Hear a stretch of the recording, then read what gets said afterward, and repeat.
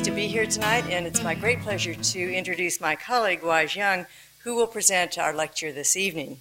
Dr. Young is the founding director of the W.M. Keck Center for Collaborative Neuroscience and a professor in the Cell Biology and Neuroscience Department at Rutgers. He received his bachelor's degree at Reed College, his doctorate from the University of Iowa, and his medical degree from Stanford University, all in very short order, he was just telling us. He joined Rutgers in 1997 following an appointment at the end as Director of Neurosurgery Research at New York University. Dr. Young was part of the team that discovered and established the first effective therapy for spinal cord injuries. This 1990 work upended concepts that spinal cord injuries were permanent. It refocused research and it opened new vistas of hope for victims of spinal cord injuries. Dr. Young developed the first standardized rat spinal cord injury model, now used worldwide for testing therapies. He formed the first consortium funded by the National Institutes of Health to test promising therapies, and he helped establish several widely accepted clinical outcome measures in spinal cord injury research. He has founded a journal and organized scientific societies focusing on spinal cord injury and brain research, and serves on advisory committees for the National Institutes of Health and the National Academy of Sciences, among others. Well known as a leader in spinal cord injury research, Dr. Young has appeared on many television shows, including 2020 with Barbara Walters and Christopher Reeve. His work has been featured in a Life magazine special edition, in USA Today, and in innumerable other news, talk, and print presentations throughout the world. The many distinguished awards he has received include his being named by Time magazine in 2001 as America's Best in the field of spinal cord injury research, and is being honored in 2005 as the first researcher elected to the Spinal Cord Injury Hall of Fame. He has also been extremely active in New Jersey in advocating for state support for stem cell research. At Rutgers, Wise is widely admired not only for the accomplishments that I've just described, but also for his generous involvement of undergraduates in his research laboratories and informal seminars, and for his regular informational and inspirational sessions for individuals who have suffered spinal cord injuries. Tonight, Dr. Young will speak on what stem cells can and cannot do, the ethics of possibility. Please help me welcome Dr. Young.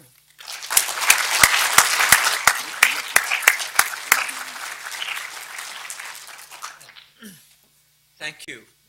Is this thing working out? Okay, great. Thank you, Holly.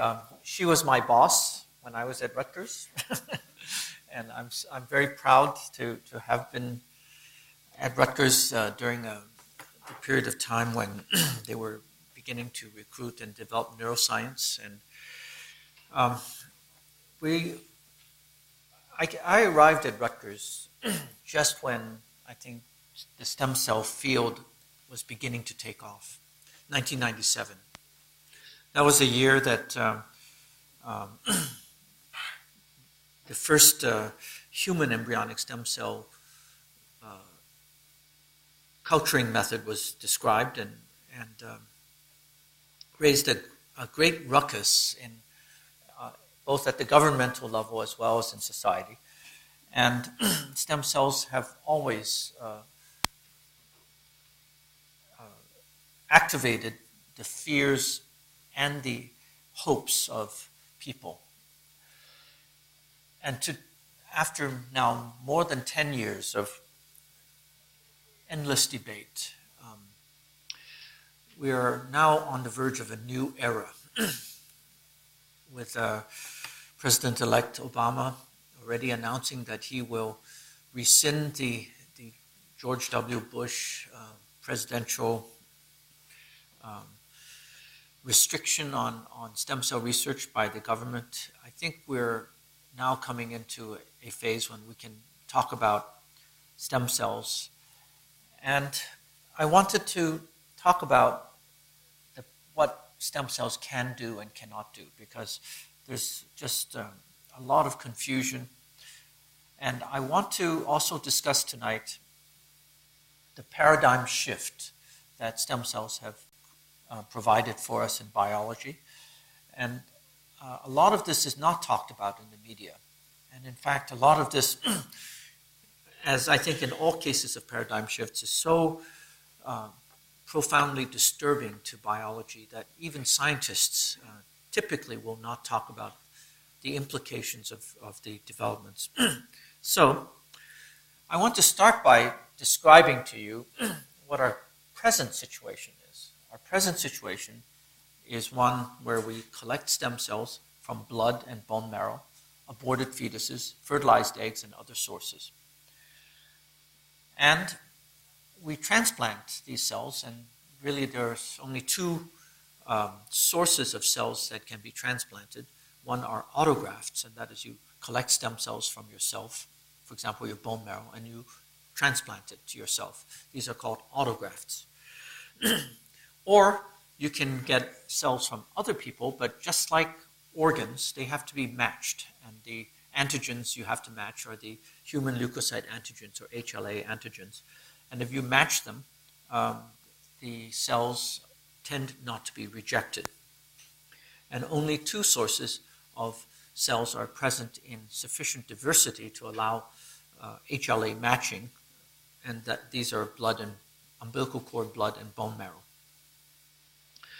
Reliable methods of growing blood and bone marrow stem cells are not yet available. So the present situation is that we're collecting, we're storing, we're testing, we're shipping and transplanting these two sources.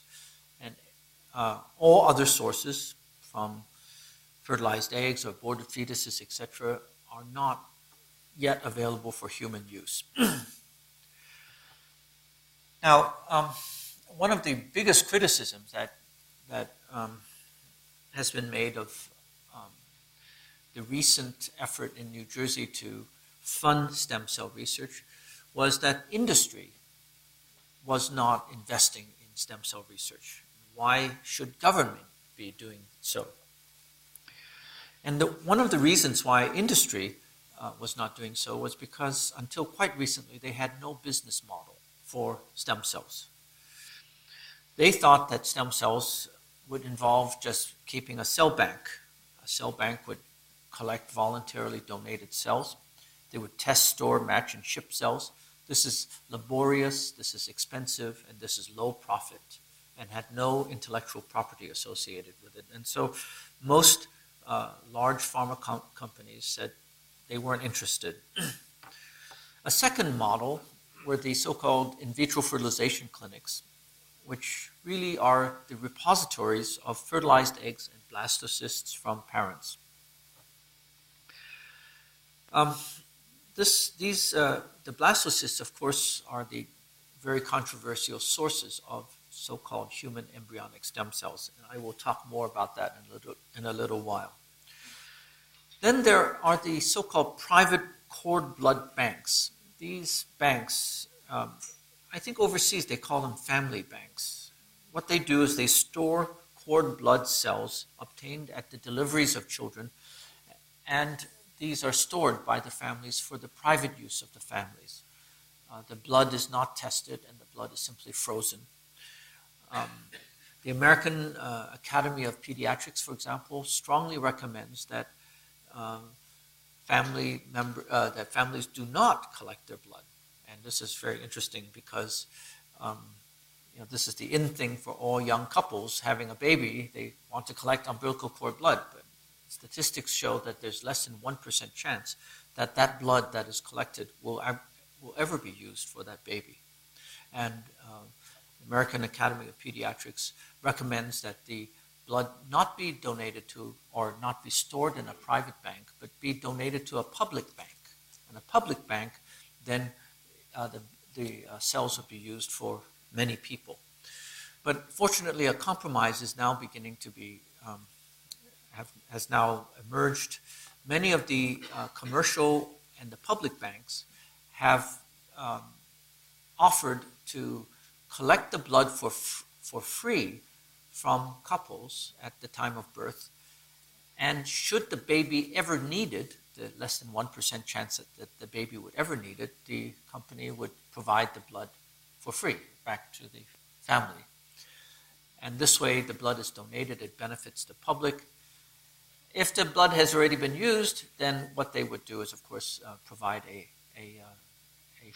free matched unit.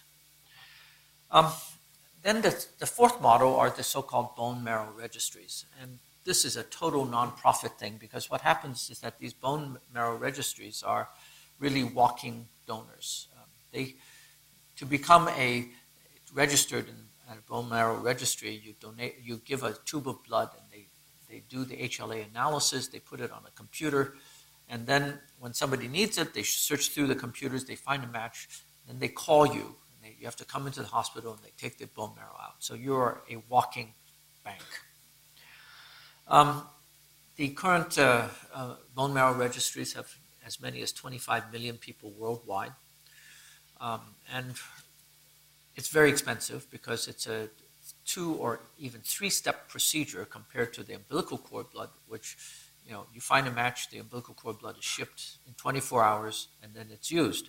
For bone marrow, you've got to find the guy or the woman, and then you've got to bring them back into the hospital. You have to schedule surgery to collect the bone marrow. Then bone marrow is sent to a centralized place, prepared, and then sent to the other hospital, and then it's transplanted. So it's a 3-step process. It costs about $77,000 in the U.S. to get a bone marrow transplant, and about $22,000 for a umbilical cord blood transplant. So you can imagine that all the big pharma companies looking at these models said, they aren't going to get involved. No money, no intellectual property. And, well, that was true until maybe about a year and a half ago. Now several models have emerged. Actually, companies have utilized these models to make money, or to at least to attract investment. So the first and the most interesting one is there are now literally dozens of companies that have become the suppliers for stem cell collections. And they sell cell collection devices, supplies, and services. So just to give you an example, there's a company called, I think the company's name is called Clinimax, but their machine is called a Clinimax. It's about the size of a refrigerator. It's about a $100,000 cost machine. And it has tubes in it. Basically, a person just sits next to this or lies down next to this machine for 6 hours. And they put a tube in the vein and put a tube in the artery, and they continually take blood out of you. And then they use nanobeads that are coated with an antibody against a stem cell marker called CD34. And what this machine does is over 6 hours just collect any stem cells that might be coursing through your blood. Now, this actually has a very important feature in it. It tells you that while you're sitting there, probably hundreds of thousands, maybe millions of stem cells are coursing right through your veins and your arteries. And what this machine does is you just lie there for 6 hours, and it collects all the cells from your own body, all your stem cells. And they can collect, 15 million or whatever. And then they'll take these things and they'll transplant them, either into your brain, into your spinal cord, or its most frequent use is if you're going to get chemotherapy that might wipe out your bone marrow.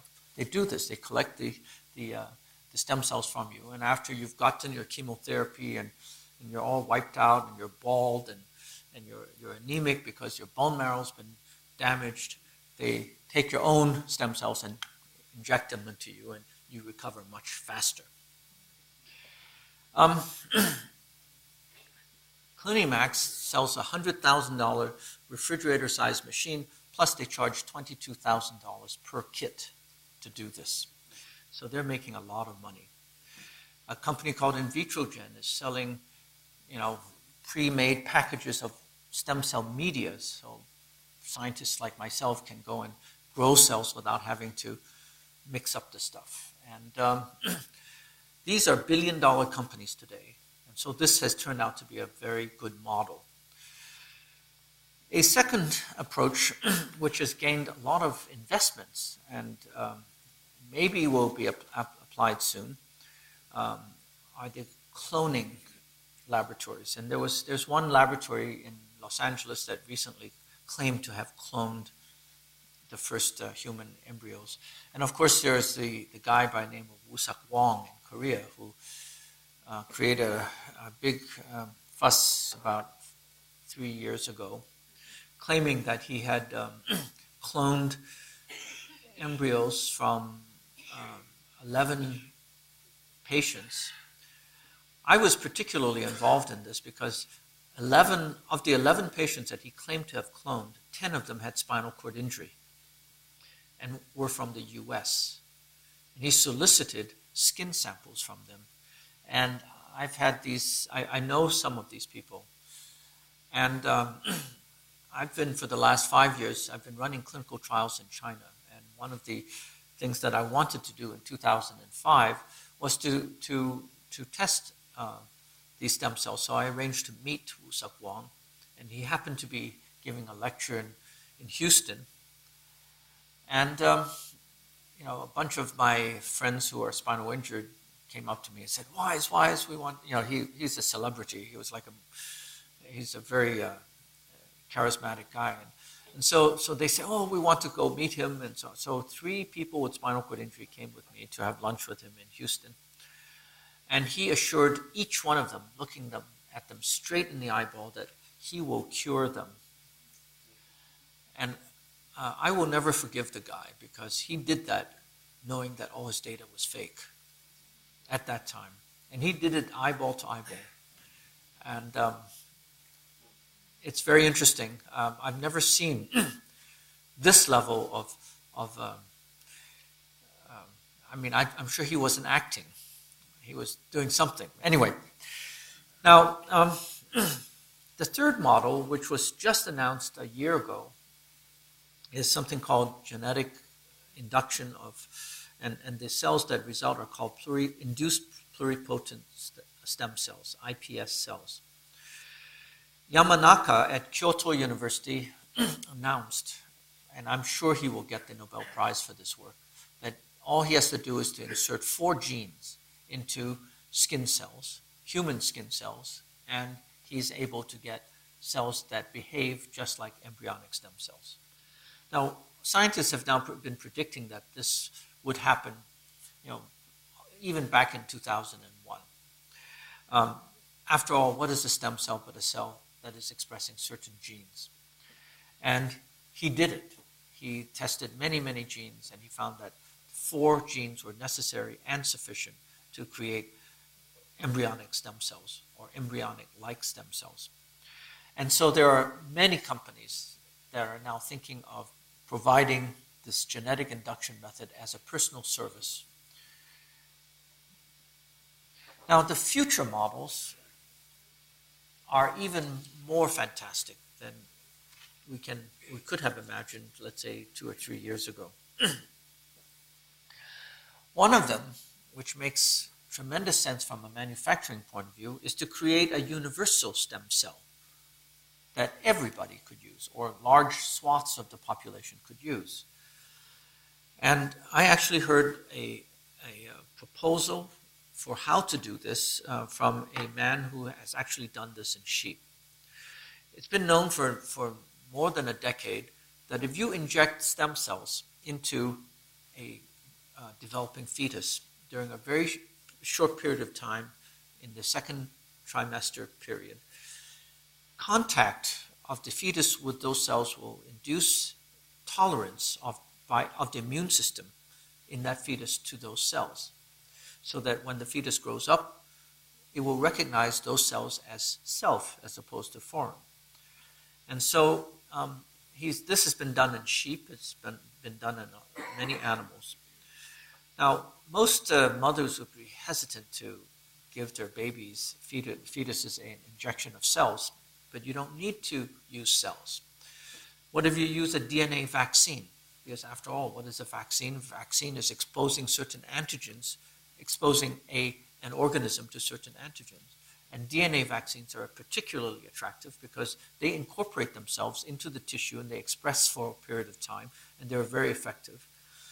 And over 50% of births in the United States are associated with amniocentesis. So it could be done during the amniocentesis. You just inject some DNA vaccine into the amniotic fluid, and you expose the fetus to the particular HLA antigens of a cell line that you've created. I can see, whenever I've presented this to pharmaceutical companies, you can see the salivation start in the executives, because this is a captive audience. You do it once, that particular population of patients will be forever yours, and you can create all the cells for them, and you're the sole marketer. So this universal stem cell concept is very attractive, and a number of companies are pursuing this. There's also several companies are going the other route of creating a universal stem cell library. It turns out that only 3 HLA antigens are really critical for matching cells. These are HLA-A, B, and DR. Each one of us receives one of these from each of our parents, so we've got essentially 6 HLA antigens. If you match 6 out of 6, that's what is called a perfect match, and it's 99% chance that the cells will not be rejected. It's interesting, in umbilical cord blood cells, you can match 4 out of 6, and still 80% of the time you will engraft. So people have estimated that it is possible to create a stem cell library of perhaps 2,000 to 3,000 cells consisting of the most popular HLA antigen combinations, and you can match 90% of the people. In certain populations, probably fewer is necessary. In the United States, as Obama says, of many genetic races, and it's very hard to match 90% of the people. But in Japan, for example, 5,000 units will match 90%, in fact, 100% of all the people of Japan. In Korea, I expect even fewer. I mean, as some of you may know, there are 7 main family names in Korea. And the genetic HLA diversity is very low compared to elsewhere. Another population where this is true is the Saudis.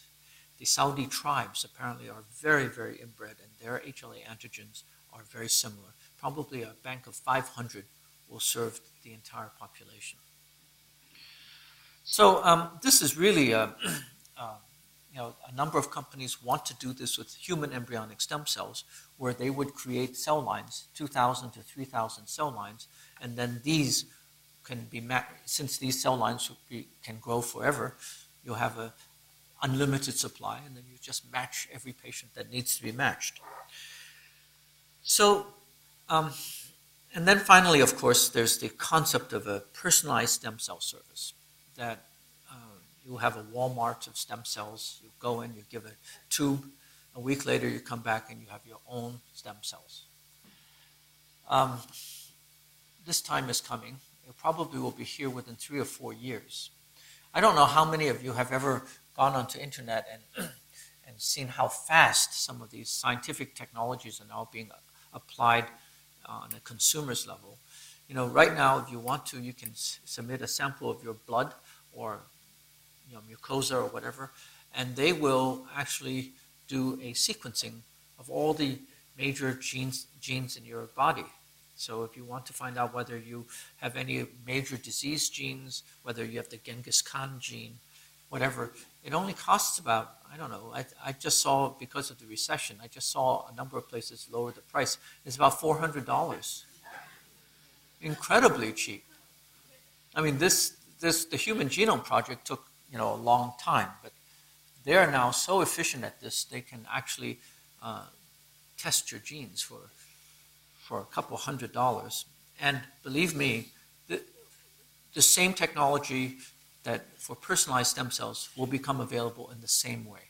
It's all of a sudden, soon it'll be over internet, and then it's going to be in your neighborhood Walmart.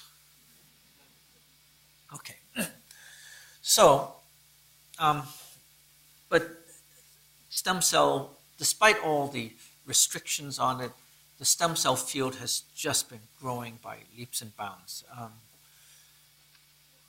And the first thing that I need to do is to tell you the change in the definition of stem cells.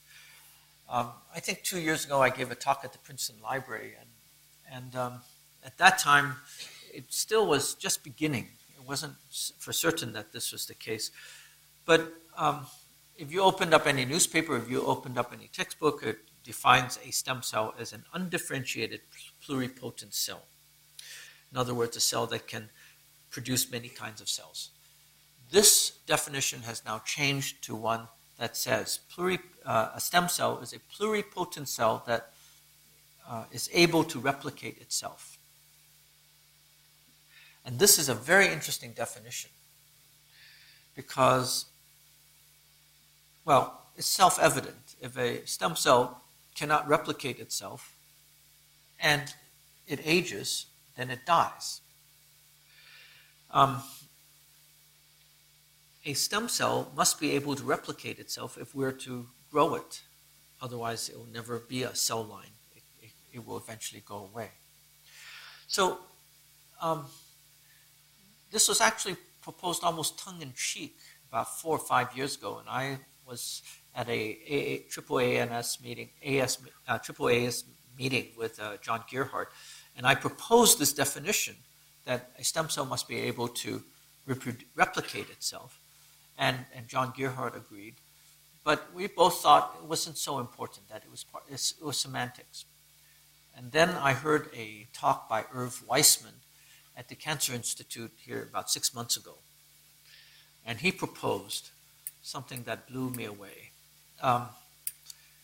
He proposed that stem cells are the only cells in our body that can replicate itself.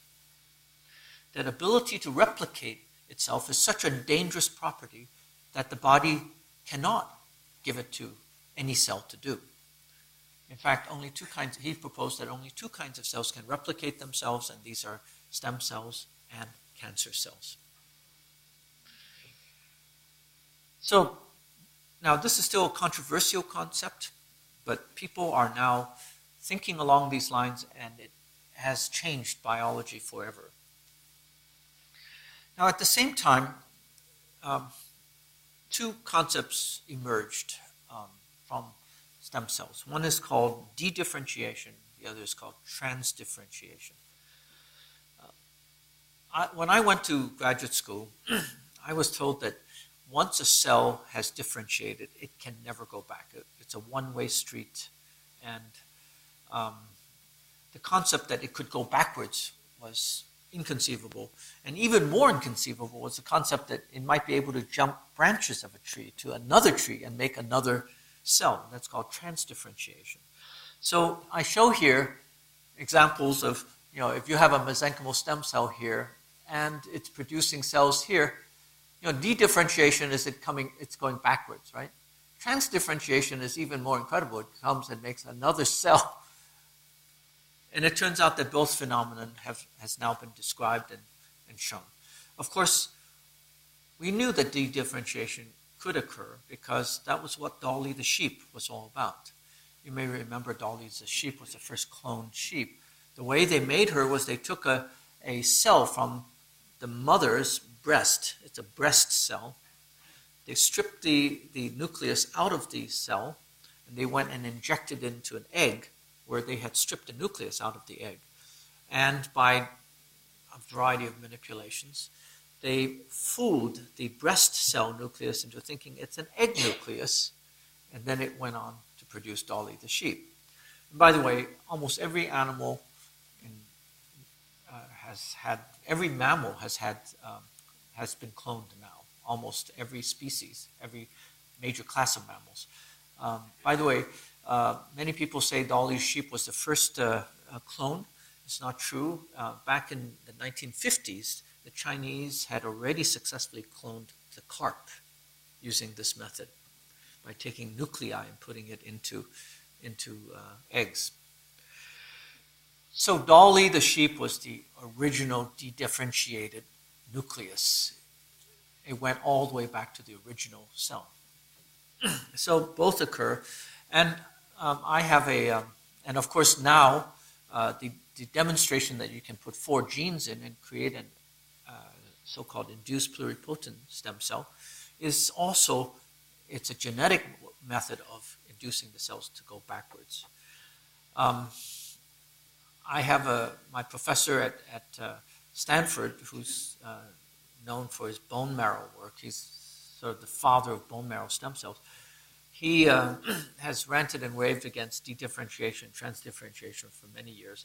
And so Irv Weissman, recently he and I were sitting next to each other when Yamanaka was giving a talk, and Yamanaka was describing the induced pluripotent stem cell. And it was really wonderful. I poked him with my elbow and I said, "Now, what do you think?" And he says, "You have not yet convinced me that those IPSs are not just a bunch of cancer cells in a dish." He's partially right. There's a lot of work left to do, and they may be cancer-like, but we're coming close. We're really coming close. I think it will not be very long before we will understand both the epigenetic and the genetic factors that make a stem cell. And particularly since California has, starting 2 years ago, has been investing $300 million per year into this problem. I sit on the advisory board, the permanent advisory board for the California Institute of Regenerative Medicine that distributes this money. And last year we gave out $380 million. I mean, this is, all of NIH spending on all of human stem cell research is only $250 million. So in California alone, they're spending more money on human embryonic stem cells than all of NIH on all of stem cells. So we're going to see this big leap forward because money is now pouring into this.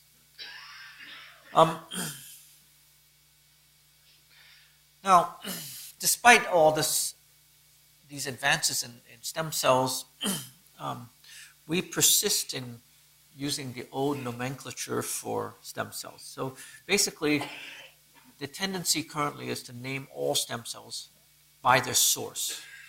So we have embryonic stem cells, which are isolated from, actually this is a misnomer because they're isolated from pre-embryos, the blastocyst.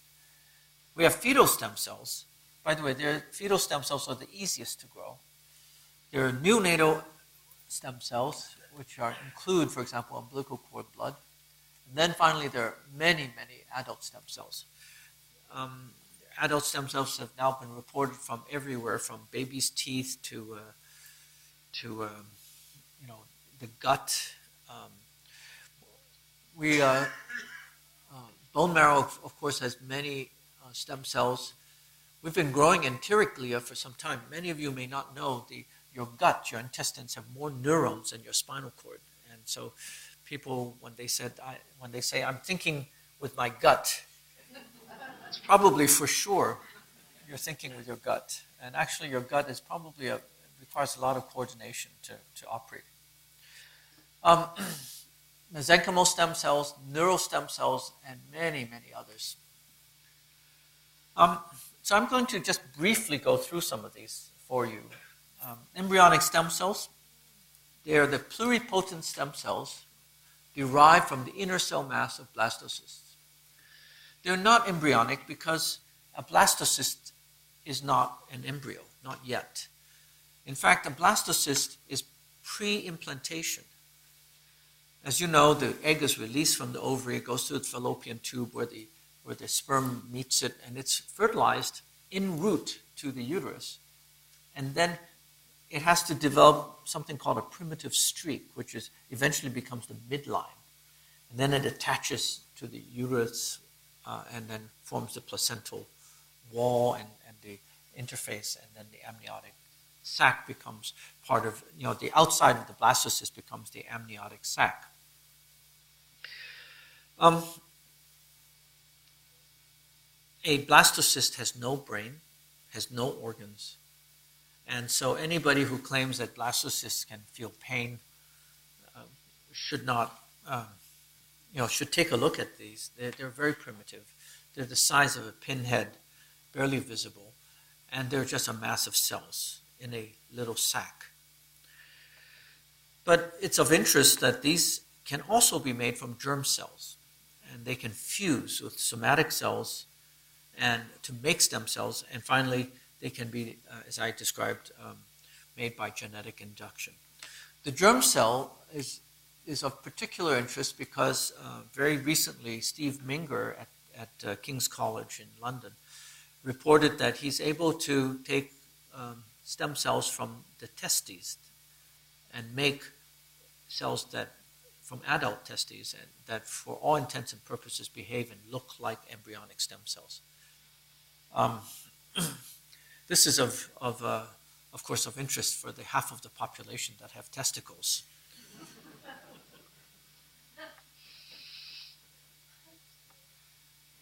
Now, embryonic stem cells are not totipotent. The egg is totipotent, or the fertilized egg is totipotent.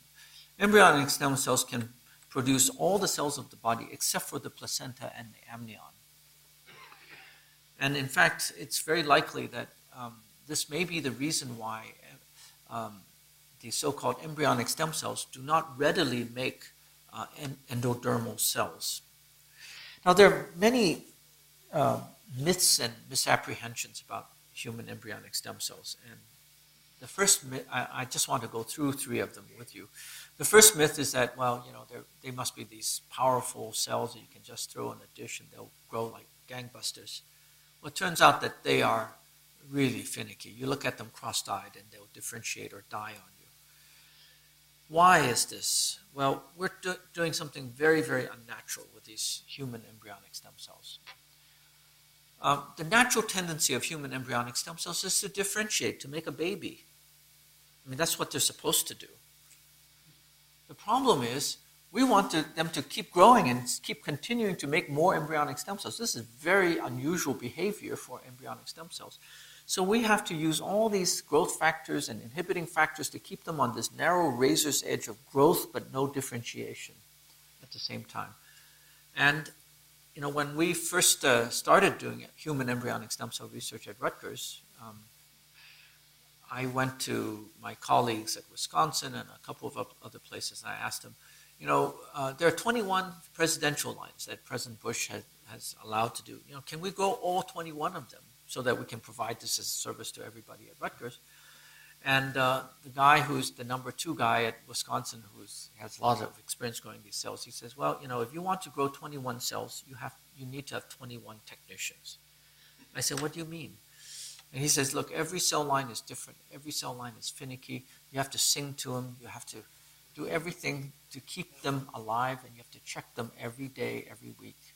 And they're like the most pampered flower you can imagine, or plant, or orchid, or these require somebody with a green thumb and somebody who really cares about them and who's willing to devote the time and attention to keep them going. And they're right. We now have 4 technicians, only 4 cell lines, and it's keeping everybody very, very busy. The second myth is that all embryonic stem cells are similar. Well, it turns out that every embryonic stem cell has a different personality. They don't even like the same kind of growth culture media. You have to optimize the culture media for each cell line. And we don't understand what is the difference between these cell lines. And of course, the 21 cell lines that President Bush allowed, they're filled with genetic abnormalities. They've been grown now for 8-9 years. And many of these are corrupted and damaged.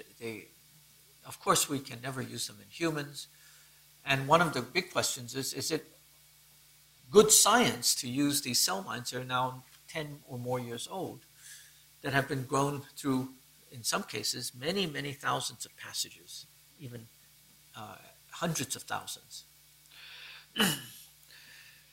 The third myth is, of course, that embryonic stem cells can produce all cells. Well, it's very interesting. When you take an embryonic stem cell and you put serum in, the cells begin to differentiate. And you take away the inhibitors, there's an inhibitor called leukemia inhibiting factor, which prevents these cells from differentiating. As these cells differentiate, the first stop that they make, all embryonic stem cells become neural stem cells.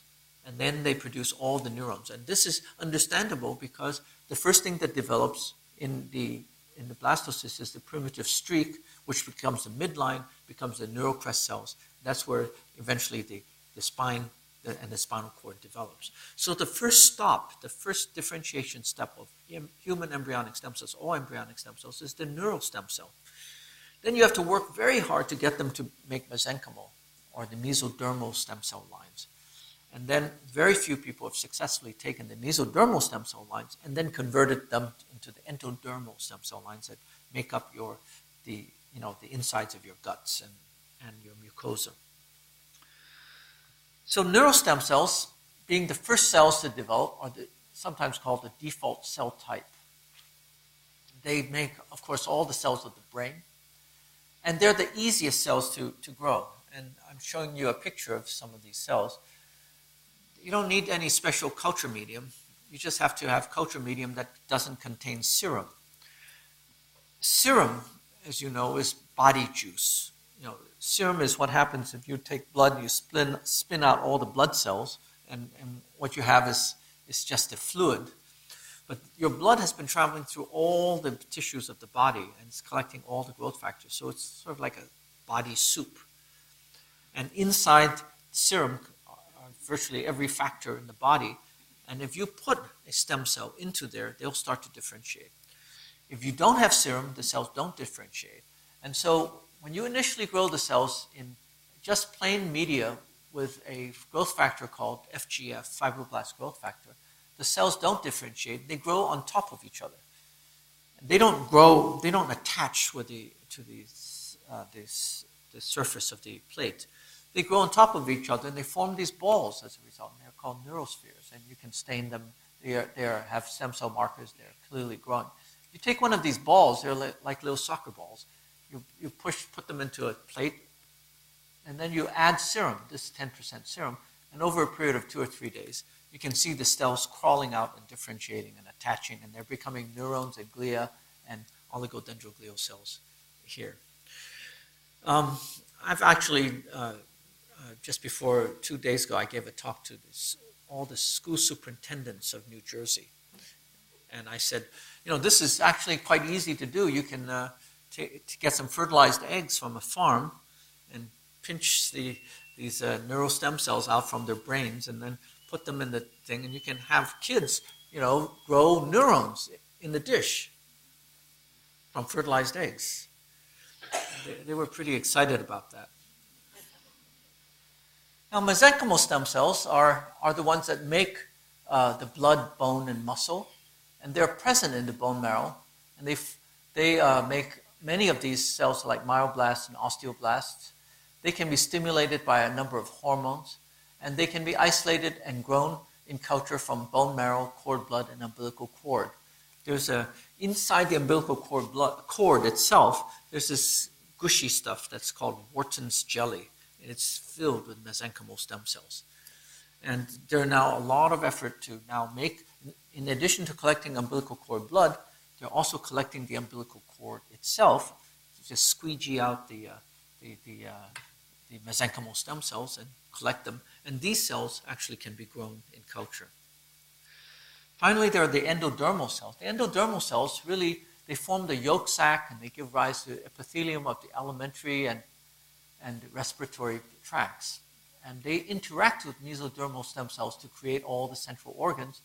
And recently, a group in Singapore developed a very nice way of growing these cells. And it turns out that the umbilical cord lining contains a lot of these cells. So we now have sources of all 3 types of cells. And this particular source of cells is very interesting and important because they may be the source of cells for liver transplants and for the islets of Langerhans, which make the diabetic insulin secreting cells of the pancreas that's missing in diabetic patients. Now, so a lot has happened. All of a sudden, we're talking about collecting a whole bunch of cells and being able to grow them, but we still face a number of very serious challenges. And these challenges, I consider these technological, and I believe that all these challenges will be solved within the next 1.5 years, maybe 2 years. This is the sad thing that we just lost 8 years. The NIH was flatlined and there was almost no significant investment into stem cell research. And it's now coming as a result of the investment by the states, including New Jersey, that all these technological advances will come. And we should be able to reduce tumor risk by screening the cells. And we need very, very good technologies to do this, because if you think about it, if a stem cell gets into a tissue and it makes the wrong number or the wrong type of cells, you have a tumor. And that's the definition of a tumor. God forbid that a stem cell gets into a spinal cord and makes a toenail. I mean, that would be bad. And so it's now there must be and is incredible biological barriers against something like this happening. How many, it would be in the Guinness Book of World Records if somebody woke up with an eyeball on their shoulder. It just doesn't happen. Our body prevents these kinds of things from happening. And because they're prevented from happening, it is very difficult to grow adult stem cells, and took people a long time. And the way the body does it, basically, is it ensures that once you get past the embryonic stem cell stage, these cells don't do anything until they're specifically instructed by surrounding cells to do something. So in every tissue, there's a niche. A niche is a place of 3 or 4 cells that a stem cell gets into. It fits into there, and 3 or 4 cells have to interact with each other and communicate with the stem cell to tell the stem cell, make this many and this type of cell. Then it does, and it doesn't do so otherwise. A second problem, as I've already talked about, is the prevention of immune rejection. So, the cells either have to be compatible, or you have to tolerize the immune system to it, or you have to make, and this is the most unexpected discovery, it turns out that stem cells are anti-immune. People have now found out that if you take stem cells and you inject them into animals or people, it turns off the immune system. There was a successful clinical trial that was just completed last year that shows that if you take mesenchymal stem cells, you infuse it into people, it will slow down all their immune and autoimmune problems. And this is because stem cells are valued members of the body. You can't have the immune system all of a sudden killing off all your stem cells, because if they do, then you die. And then finally, we need to begin exploring ways of regulating what the stem cells do. And after all, stem cells are really a machine for delivering gene products. So most people think of stem cells only from the viewpoint of cell replacement therapies, but they're much more than that. In fact, they are really well suited for gene delivery for the following reasons. First, cell transplants are localized, so you can put a cell where you need a particular gene product. You can genetically manipulate the cell to produce that gene product, and you can do this manipulation ex vivo, outside of the body. So you don't have to, for example, expose the body to any viruses. Now, the delivery is sustained because the stem cell can make more of itself. And finally, you can program the cells to commit suicide when the job is done. And this is already routinely done in animals. And I want to point out that despite the promise of the Genome Project and all the hoopla about gene therapy, no country in the world, and particularly the United States, has approved of any gene therapy. And this is mainly because of the viral vehicle that is used to deliver genes is not trusted by many people. We have a number of manufacturing limitations to stem cells.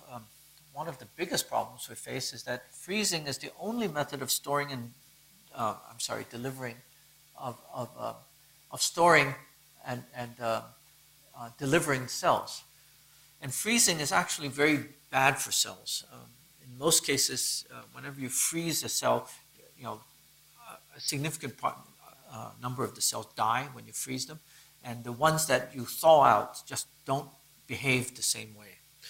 And I guess most of you probably appreciate that. If you ever eat meat, frozen meat is different from real fresh meat.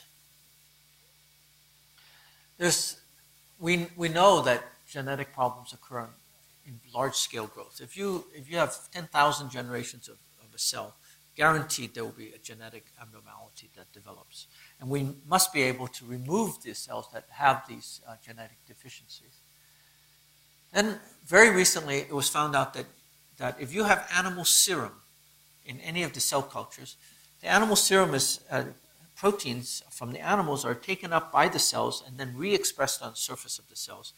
And then the cell is regarded by the immune system as being foreign from animals. And so the FDA is now formulating criteria that says, really, if you're going to put the cells into humans, you cannot have any exposure to animal serum. Problem is, where are we going to get human serum? The animal serum, they usually get it from fetal bovine serum, that's FBS. There's no such thing as fetal human serum. And even adult human serum is fairly rare and expensive, and this is a major problem. But again, this is one of the major targets in California, and we're also doing the same thing in New Jersey. We're trying to create completely defined media that does not require any of these animal or even human products. So everything is defined. Finally, it's becoming very clear that if you're going to grow hundreds or even thousands of lines, I've already mentioned how it takes one technician per line.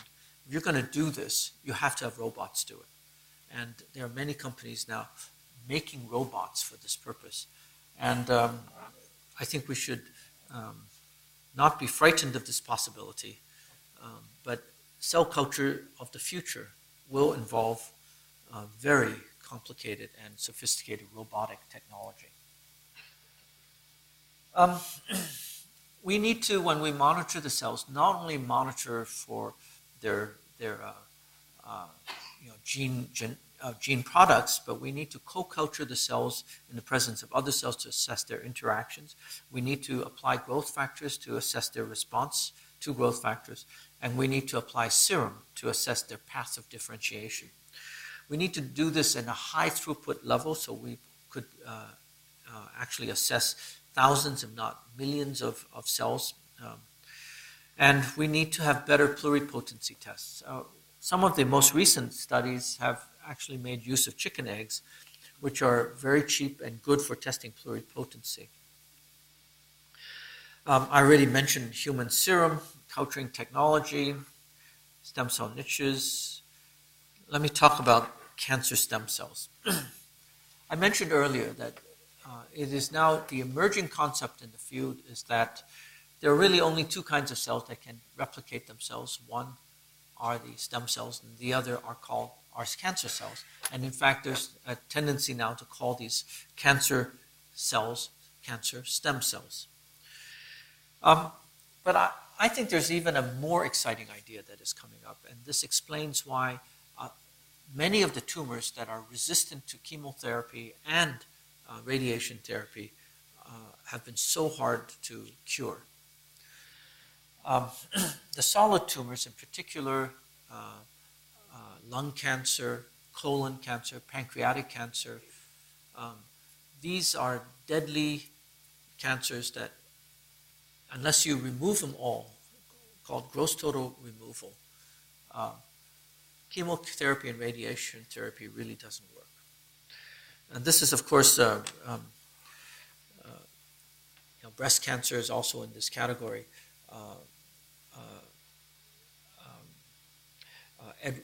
Edward's wife is, they say that she's not going to be cured from the chemotherapy. Well, chemotherapy does reduce the tumors. And a good friend of mine, Mark Noble at University of Rochester, recently offered really an eye-opening explanation for why chemotherapy works, at least temporarily, on some of these cells. He has suggested that many of these solid tumors provide niches that tell an incoming stem cell to make more cancer cell. I mean, after all, this is what stem cells do. They go into a tissue and they make the cell that the tissue needs or wants. What the cancer cell does is it's decided, well, we're going to tell the stem cell to make more cancer cells. So the cancer cells are differentiated. They're not sensitive to chemotherapy.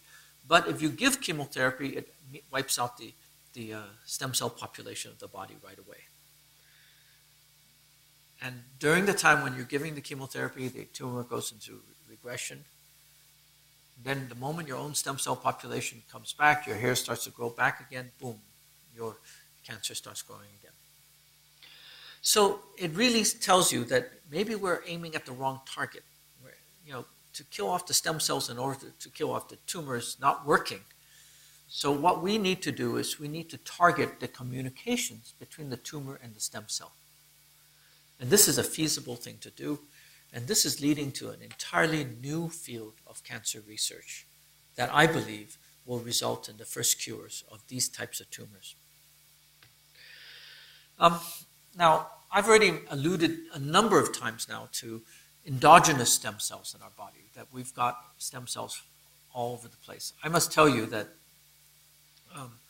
this was totally unimaginable even 10 years ago, that I was taught that the cells, the neurons that I die with are the neurons I was born with, that no new neurons are born in our brains during our adult lives.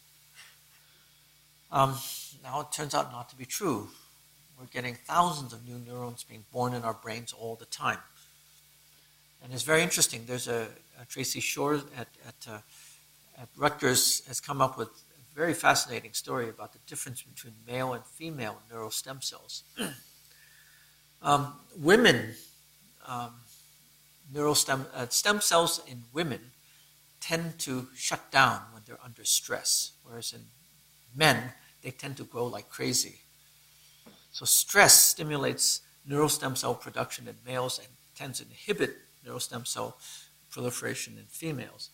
On the other hand, during ovulation, the women's stem cells are growing like crazy, and there's no equivalent in males. May explain a lot. There's a lot of suggestions right now that autism is a stem cell disease. It's a problem of neural stem cells not kicking off and responding appropriately. And so there's a lot of evidence now that suggesting that stem cells will respond to hormones. And recently we found, and it was not very surprising because there's a lot of hints in the literature, that lithium, which is a drug that is used to treat manic depression, strongly stimulates neural stem cells. And there's a lot of corroborating evidence suggesting that this may be the mechanism by which lithium benefits depression. 4 studies came out in the last 2 years suggesting those patients with manic depression that receive lithium have more gray matter and neurons in their brain than patients with manic depression that have been treated with serotonin uptake blockers, and also more neurons than even normal people that are age-matched. So a number of my friends have been saying, oh, should I take lithium? It's very interesting that indeed something like this may happen. And I am now starting clinical trials in China using lithium and umbilical cord blood cells to treat patients with spinal cord injury. And the lithium story was giving further impetus, I'm not sure I have it in here, in the Proceedings of the National Academy of Science publication in April of this year. A group headed by Fornai in Rome took 44 patients with amyotrophic lateral sclerosis. As you may know, this is a horrendous disease. It's a Lou Gehrig disease. It's a motor neuronal degeneration disease. Patients who are diagnosed with this there's only a 20% survival rate at 5 years. Anyway, they took 44 patients diagnosed with clear evidence of ALS. They double-blind randomized them, half of the patients to lithium and the other half of the patients to placebo. And all the patients received this thing called Riluzole. It's an NMDA receptor blocker that's not particularly effective. And at the end of 15 months, they reported that in the lithium-treated group, in the placebo-treated group, 29% of the patients had died, which is par for the course. And of the survivors, they had lost about 40% of their motor score, which is, again, expected. In the lithium-treated group, it was 0% mortality, no deaths. And in the survivors, there was no significant decrease in motor scores. If this is reproduced in further clinical trials, this would be the first therapy for spinal cord injury, for ALS. I'm desperately hoping that this will be reproduced because it's a veil of tears for this particular disease. But it also tells you that stem cells can be stimulated and they can have big effects. I've talked about immune compatibility, and I think for a variety of reasons, autografts have become the most popular approach, and people are now investigating cloning of cells. But for 30 or 40 years now, we've been using HLA antigens to match cells. And indeed, this is an approach that is practical now. And that's why one of the reasons why I'm doing clinical trials in China with umbilical cord blood, which we can do HLA matching for. The induced pluripotent stem cells are coming. And these are the 4 genes, the OCT3 or 4, SOX2, KLF4, and c-MYC. These 4 genes will generate pluripotent stem cells. So at the beginning, I talked about a paradigm shift. What do I mean by a paradigm shift? Well, a paradigm shift is something that changes the field in a revolutionary sort of way, in the same way as Newtonian physics went to Einsteinian relativity. And I hope in the next 2 or 3 slides I'll convince you that this is indeed the effect of stem cells on our field. Stem cells have now already overturned 4 major dogmas in biology. The first one, the dogma, we were born with the neurons that we die with. We now know that new neurons are being born throughout adult life. Second, cells do not dedifferentiate or transdifferentiate, and we now know that they can dedifferentiate to an egg, and we now know that bone marrow and neural stem cells are multipotent and can create each other. Cells, a third one I haven't mentioned, is a very interesting one. It's not clear what the significance of this is, but it throws away some really cherished ideas about cell biology. We've always considered cells as independent entities. We don't think of cells as merging with each other. Well, it turns out the stem cells like to fuse with other cells. You put them in, and in any given mixture of cells, a significant fraction of the cells will actually fuse. Now, there are some cells that do fuse. Of course, the 3 that come to mind are cardiac muscle cells, somatic muscle cells, and sperm and egg. These cells sort of, by their nature, fuse with each other. But now stem cells fuse, and we don't know why.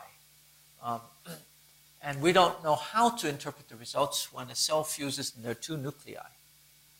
Which one is the dominant? We don't know. Finally, this is the kicker, what I call the paradigm shift dogma. If you open up any textbook, the first thing you see is mitosis. Any biology textbook, you see mitosis. If it is true that only 2 kinds of cells in the body can undergo mitosis, that are stem cells and cancer cells, then we're teaching our high school students the wrong thing. And it's very interesting that self-replication is the exception rather than the rule. Of course, self-replication still applies to bacteria and yeast and other non-mammalian cells. So the future of stem cells is going to be very different from what any of us envisioned, let's say, 10 years ago. No stem cell source today can meet clinical demand if any stem cell therapy is shown to be effective for any major disease or condition. So even, let's say, take spinal cord injury. There are 3 million people with spinal cord injury. If we found a therapy using stem cells that, let's say, significantly improves function in patients with spinal cord injury, where are we going to get the stem cells from? Currently, worldwide, there are only 200,000 units of umbilical cord blood. So umbilical cord blood can't use it. Bone marrow, even though there are 25 million people in the registries worldwide, we won't be able to match more than 50 to 100,000 people. We don't have any other source of stem cells. And when this happens, we're going to have a moral catastrophe. What are we going to do? We're going to use a lottery, allow the richest, most powerful people to get cured.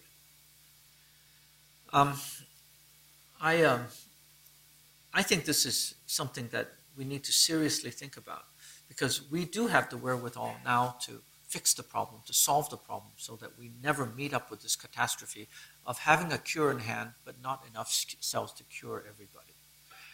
I have once said that if we know that, if we cannot do anything about a tsunami coming, and we don't know it's coming, and it comes and kills 200,000 people, it's fine. It's okay for us to work hard to save and comfort the survivors. But if we know something is happening, will happen, and we know that we can stop it, and we don't do it, then the deaths of all the people are on our heads. I did this for Holly, who's a philosopher. This is Ethics 101. Responsibility becomes ours. And we currently don't have enough cells to cure more than 1% of the people with Alzheimer's. So this is the problem. And we need to do it, and we need to do it now. Okay, I'm going to stop here and take questions.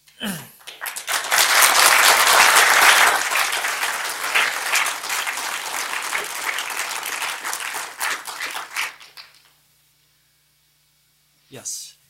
You described a lot of fantastic work that seems to be going on, both in California and I'm sure, at Rutgers here in New Jersey.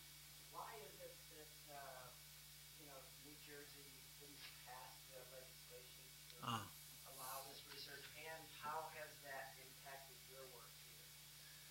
So the question is, why didn't the research bond pass in New Jersey, and how has it affected our work? Well, it was a very strange year. 2007 had only a 23% turnout in the election. It was the lowest in New Jersey history. We were complacent. I think up to August, we had only raised about $20,000 for the election, because we thought, well, all the polls said 70+% of the voters of New Jersey actually favored the state funding this. And we had not anticipated that there would be 3 groups joining forces to oppose this: the Catholic Church, the Right to Life people, and a group called Americans for Prosperity. It's a group, a Republican group that really was against borrowing money. Of course, they supported the borrowing of money for the open, for the wildlands or whatever. That passed, by the way, but they turned down embryonic stem cells. Or actually, we weren't even embryonic stem cells. We were stem cells, all types of stem cells. Of course, I do umbilical cord blood stem cells, so this is really a significant defeat for us. And as Governor Corzine pointed out, we are a democracy, and we cannot, ignore voters that, an election, a ballot result like this. And of course, shortly thereafter, became very clear that New Jersey had a couple $1 billion deficit, and getting a bond in for this coming election was not going to be feasible. The legislature would not pass it. However, the governor has now made it clear that when he runs in 2009, he will make stem cells the centerpiece of his campaign. We have all the leadership of the legislature behind this, and I believe that 70% of the people in New Jersey want to do this. They were just smarter and better, and they spent more money. They spent probably over $5 million getting out the vote in the southern counties where they opposed us. In many of, in Newark and a number of places, we had less than 15% turnout. So, by the way, Princeton, this county here voted for the stem cell referendum, but the county around Rutgers did not. So we did get a $270 million bond that was backed by cigarette taxes that had been passed and did not require voter approval, but that has been held in reserve or held in limbo because we did not get this other bond. So there's now a lot of movement to get the building started. So the building might still go up, and then if the money comes in by next year, it would. By the way, John Corzine has been good to his word. He has, despite the very, very hard times of the budget, he's freed up $10 million this year for stem cell research to be all competitively applied for by stem cell scientists in New Jersey. And by the way, there's a lot of interest. I think last year there were 90 applications, I think, for 17 grants that were finally awarded. So it's quite competitive. So things are happening. I have said that we should not cry over spilled milk. We should do it and just continue to do it. Obama is going to very likely rescind the restriction. NIH is very likely to put out a couple of contracts to study, and we hope that we will apply and successfully get this. We're looking forward to working. Actually, all the stem cell scientists meet on a regular basis every month and sometimes more often, including scientists from Princeton and Rutgers. We're all working together to get this thing going. And so I'm actually very confident that in New Jersey, we will be competitive. Yes? Yeah. The rest of the world doesn't have the restrictions that a lot of the restrictions that we have here. So how is research going on in the rest of the world? How are they progressing with what they're doing? Yes, the question is, what is going on overseas since they don't have any restrictions? Well, U.S. is, I think this says volumes about the quality and the importance of U.S. research. Stem cells were discovered here in the U.S., and the best stem cell scientists are still here. They have managed to attract some of them, but not that many. We've been lucky, but I want to point out that a number of the major findings are overseas. For example, Yamanaka in Japan. I think he will certainly get the Nobel Prize for the induced pluripotent stem cells. A lot of the basic work could still be done on animal stem cells. And so a lot of the work has been done on those. And so it's not as if American scientists have not been able to work on the problem of the basic biology of stem cells because they were still free to do so in animals. It was, I think the area that was held back was really the progress of the human embryonic stem cells into clinical trials. We're no closer today to getting any of those cells into clinical trial than we were in 2001. Yes? Apparently bacteria are stem cells also? Do they have the same 4 genes that you talked about? I suspect that they probably do. These genes are very primitive genes. Now, one of them is actually very worrisome. It's a c-MYC, which is a cancer gene. It's an oncogene. But yeah, bacteria can grow. They undergo mitosis, and but they're not human stem cells. They're bacterial stem cells. No, but Yes. I mean, look, there's a great, I can tell you right now, stem cells have now taken over every field of biology. In botany, for example, stem cells, they're really what makes plants grow are stem cells, and stem cell behavior in cells really control what plants do. Flowers, all the cells, stem cells, let me say it in this way. There are 400 cell types in our body.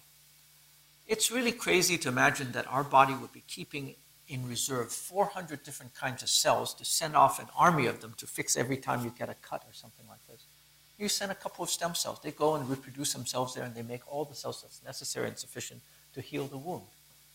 It is much more efficient, and it's much better than keeping in reserve all these specialized cells. Now, the fact that they could do this also means that they took a great risk, because stem cells are very dangerous to our body. It's the toenail in the spinal cord problem. You don't want these cells to do anything untoward in any part of the body. So they have to be heavily regulated, and they have to be very sensitive to cell-cell communications. And this is the new field of biology that we're dealing with today. How does our body manage to keep all the stem cells in check? Keep them from making the wrong number and the wrong type of cells in your tissues. So this is, I tell my students that they are so lucky. They're entering into this field where there's so much discovery. I guess even 10, 15 years ago, people were saying, oh, biology is coming to an end and there's going to be another field. Well, biology has just been rejuvenated as a result of stem cells. Yes? I have two questions, actually. Do you foresee the use of stem cells in regards to autoimmune diseases such as rheumatoid arthritis? And the second question is there a process to prevent contamination, such as viruses or even germs or even an inherent predisposition to disease or illness in the process? Yes. So the question is, can stem cells be used to treat autoimmune diseases such as rheumatoid arthritis, lupus, scleroderma, diabetes is an autoimmune disease, multiple sclerosis. And the other question is, how can you keep contamination of the cells from getting there? Actually, we do have the cure for all those autoimmune diseases today. A number of incidental talks just in the last year have shown that people who have received umbilical cord blood or bone marrow transplants that have replaced their bone marrow for other reasons, like leukemia, like anemia, other hematopoietic diseases, these patients have incidentally become cured of their autoimmune diseases, like multiple sclerosis, like diabetes. There was one kid that had type 1 diabetes, insulin dependent. After this procedure, his diabetes, his insulin recovered. Why isn't it being used? At the present time, the process of myeloablation is still has about a 5% mortality rate. And if you're very sick, it may be 10% or higher. But if you're healthy,